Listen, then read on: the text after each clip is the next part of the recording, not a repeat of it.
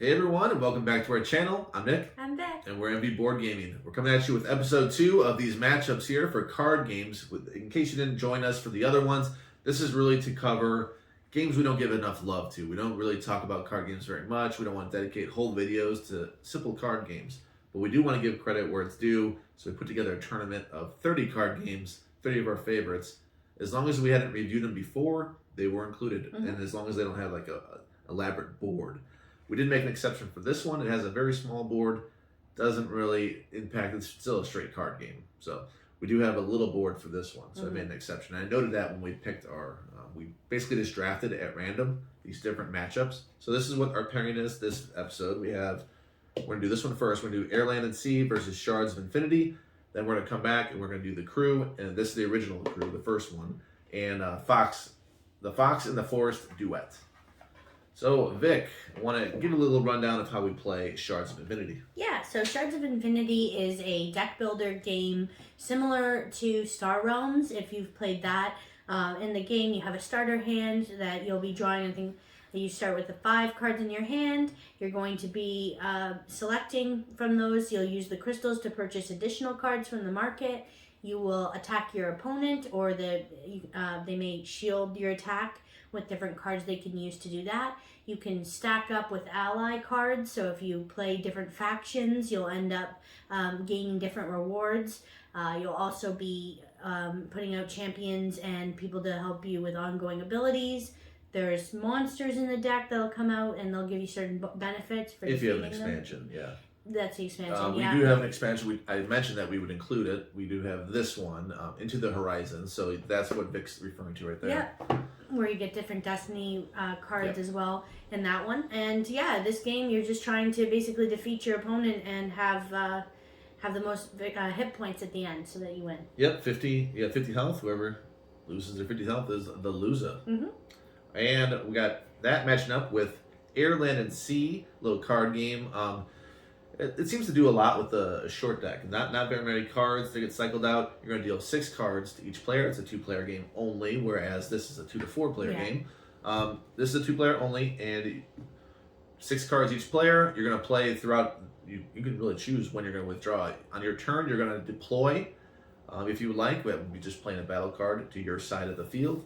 There's Air, Land, and Sea in a mixed order, and they're all the cards are designated for those terrains. So, or those methods, those theaters of battle. So you can play a card at your turn if you like. They have actions on them. Sometimes they're ongoing, and sometimes they're just immediate. Go ahead and do that. They infect adjacent things. There's a lot of tricky things that they do. There's a first player, second player, which matters because ties go to the first player. But you're going to alternate every round. Anyway, if you've played all 6 cards on both sides of the field, 6 victory points to the winner. However, there is a strategic way to withdraw and not give your opponent those 6 points. If you think you're going to lose based on what you have and what they're doing, you can withdraw and it will afford you less VP.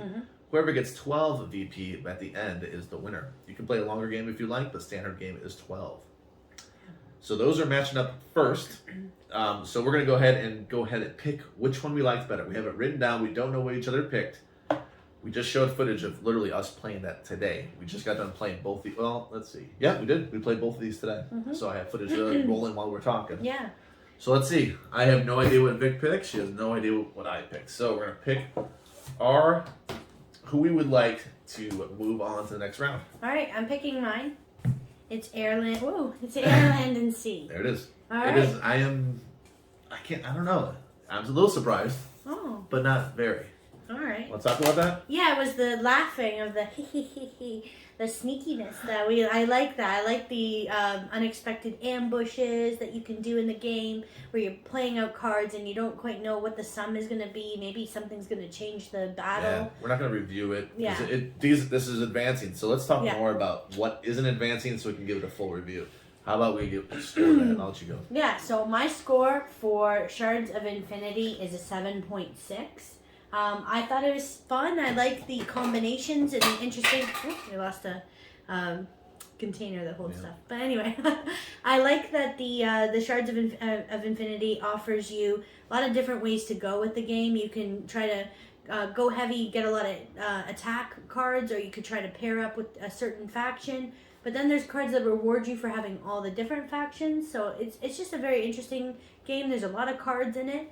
And I always enjoy deck builder games. So, yeah, that's the reason behind my score. All right. And I had a tough time picking because I gave this an 8-2. 8-2 is a monster score for a loser. That's true. And really going into this, I thought Shards was going to win. We played them both. That's why we do this. We want to revisit these games. We had to revisit Airland and Sea. I thought, first time I played it, I thought it was fine. Yeah, I didn't. This time I thought, you know what? This is doing a lot with very little. I thought it was awesome. I really respect that. If a game could do so much with so little. But 8.2 on a game that doesn't advance is kind of crazy. Yeah. It's a huge score. I love it as a deck builder. I loved like Star Realms. I'm not going to say which one I like more because you'll find out by the end because Star Realms actually is in this tournament. But Shards of Infinity, I think it's great. Obviously, I got the expansion, so I enjoy it. And 8-2 getting ousted in the first round, which is... I really regret that these matched up, unfortunately. Yeah, I do too. Shards of Infinity, really clever. I feel like it lasts longer than Star Realms because there's a lot more you can kind of block and do different things. Yeah. Whereas Star Realms, I feel like it will go a little quicker. So I would say for more of an entry level, Star Realms maybe. Yeah. Once you get past that and you want to move on to the next level, maybe Shards. I agree with that. But I'm not saying that either one's better than the other. I'm just saying what I feel when I play those. So 8-2 and a 7-6 for the first pair. Yeah, tough matchup. Unfortunate. All right, so next matchup we have the original The Crew versus Fox and the Forest Duet. They're both cooperative card games. Yeah. Vic, how do we play The Crew? Give a little gist. Yeah, so in The Crew, it's a trick-taking game. You're going through different missions. There's missions that are numbered from very easy ones all the way to the end. You can play them chronologically. Sure. You can decide if you want to jump ahead, Sure. right, and choose different missions if you wish. You can replay those missions, so it's not a one-and-done game. You can always play them over again. We have played it at 2 players and at 4 players.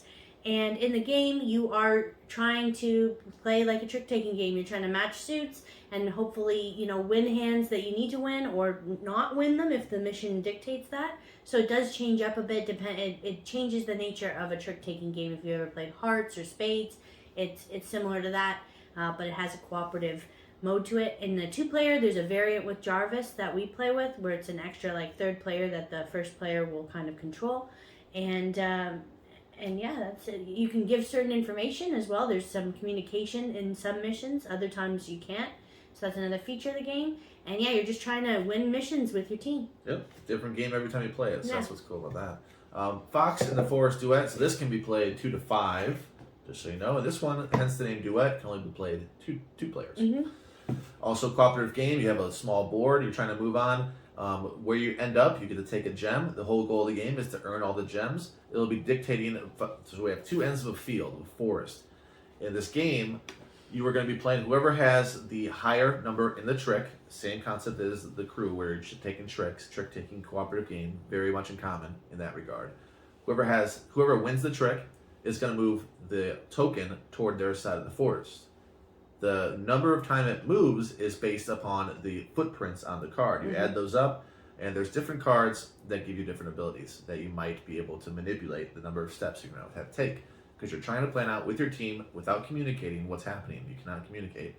You're trying to plan out and land on the right steps of this little board in order to get all the gems. If you get all the gems within 3 rounds, you win. If you don't, you're going to lose. So that's how you play it. It's double-sided. They have an easy side and they have a difficult side. So Vic and I are going to pick between these 2 great cooperative games. Which one do we prefer? Let's show it. Yeah, this one was tough for me. So the one that I prefer, I guess the loser. We gotta say the loser, right? It's like deductive. No, this is who we prefer that you wrote in this. And then the other one you scored, the battle one. Did you mess it up? So this is your winner? This is your loser, I mean? This is your loser here? This one is supposed to be the loser, yeah. I screwed it up, yeah. Okay, so this is the loser. So whatever you... Okay, what's your loser? What's your loser? So my loser was the Fox in the Forest Duet. Okay. So that means the winner is The Crew. Yep, that's fine. So the winner is The Crew, which is what I picked. So that's going to be The Crew. We have 2 of The Crews. So our score on the Fox and the Forest Duet. Yes, I'm going to score that. If you give me the marker, I'll do this live. Do it live. Doing it live here. I don't know what's wrong with... You know what? Long day. I guess. I don't know. All right. Who cares? We get the gist. You're Okay. scoring the crew, the Alright. better the game. I scored the crew, the better game. Here's our score for the loser. I'll go ahead and show mine first, since Vic just wrote hers. Mine is a 7-2 for Fox and the Forest Duet. I think it's a pretty solid, a little two-player game, cooperative. If you need a two-player card game cooperative, I don't think there's that many out there. I think this is a good one to pick up, especially for the price point. It's not gonna cost you very much. Yeah. I think you can get this between $8 and $12, depending on what sale you go with. So for me, 7-2. What do we got? I give it an 8-1. It was hard to pick. I always like adding cooperative games to our collection because it's nice to play with Nick instead of against him all the time. And I did. The theme is really cute. The art is nice, and I liked the actions that some of the cards allow you to do. That adds to the trick taking. It's kind of interesting that way. So it was really hard to eliminate it between the two games. I can see that 8-1 for the loser in this one. So Yeah. really, you had two tough choices. Yeah, I did. Yeah. Awesome. Yeah, great game. Sad to see it go. 7-2 for me, but which is the next highest beside this video. So this video had the highest scores of the 4 we've done. Yeah. So there you go. There's our picks. Thank you so much for joining us for this video. If you liked it, please click the thumbs up like button and subscribe to our channel for more great tournament. We'll see you next time. Bye.